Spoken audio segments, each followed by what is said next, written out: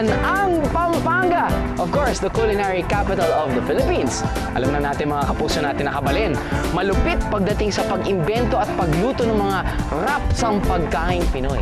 Kaya naman nandito tayo sa Pascuhan Village sa San Fernando, Pampanga para samahan natin magbalikbayan ng ating celebrity tour dahil ngayong gabi. Walang iba kundi si...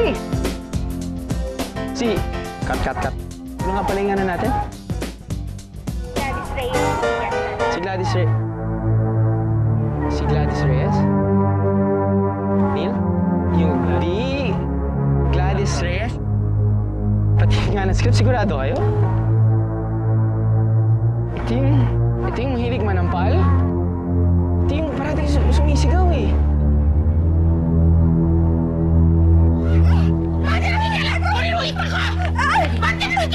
Ano, ha? Ano ka ngayon, ha? Wala ka naman pala sinabi. Bakit ka ngayon wala ka naman pala sinabi? Alam mo ba sa itsura mo, sa pangit mong yan, ha? Mas mataas pa sa'yo ang dura! Okay. Sige. Gladys Reyes, no? Yes. Okay. Feeling ko kulang pa yung research material natin at hindi natin masyado pang maano si Gladys ngayon araw na to. So feeling ko kailangan na tayo mag-pack up, guys. Kaya naman nang malaman ko siya ang celebrity tour guide natin ngayong gabi. Nina! May alis na tayo! Sabi ko na nga ba eh! Alis na tayo! Okay lang yun. May ibang van! Sa pelikula lang naman yun. Hindi! Hindi mo na alam pa yun eh. Wala bang ibang wasing van? Hi! Miss Glad, hindi kasi yung kanina lang nangyari, Bakit mo ako pinagbagsakan ng pintuan? Hindi kasi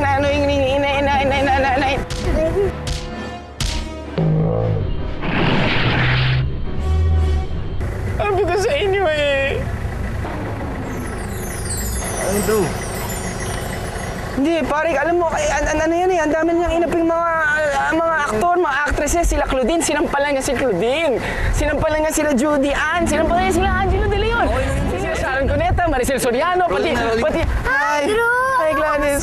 Ayos lang. Ay, naku, kayo na bakit tayo hinihintay? Ganun ba? Marami tayong lalakarin. Oh, pasensya na kasi Hindi, parang namamutla ka. dahil siguro maaraw lang. Oo. Guni-guni ko lang palang pagsampal sa akin ng ating idolo. Kaya bago pa ako mapraning kay Gladys, simulan na natin ang kanyang pagbabalik-bayan sa kanyang beloved hometown na Pampanga. So, yan yung buro. So, talaga nilalagay yan dyan sa mustasa. Kasi, ang patero talaga nitong buro, yung mustasa, yung hito, at saka dalag, or yung maliliit na talong. Tapos kanin, syempre. Masarap yun. So ngayon, para makita ko muna kung talagang magugustuhan mo ang buro, dapat tikman mo na muna to na nasa mustasa.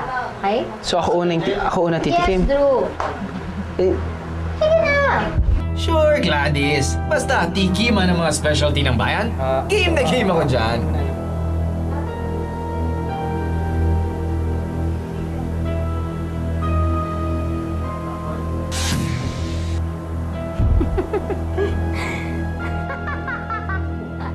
Oh no! This can't be happening! Marami pa akong pangarap sa buhay. Gusto ko pang yumaman, tumangkad, magpalaki ng katawan. Si Iya! Kawawa naman si Iya!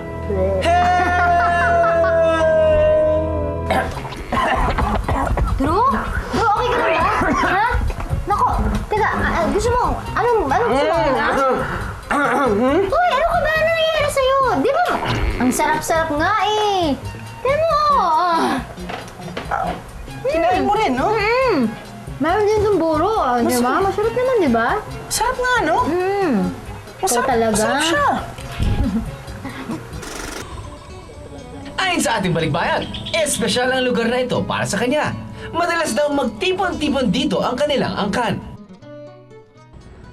Alam mo ba na ang laman nito mga siguro nasa 120,000 na iba-ibang klase ng isda. Meron tilapia, dalag, ayan, hito. Nag-fishing nga kayo. Siyempre, at saka nagmamangka pa kami. Kita mo yan, ha? May mga maliliit na bangka dyan. So yun ang ano namin dito. Kumbaga, nature tripping kami pag nandito.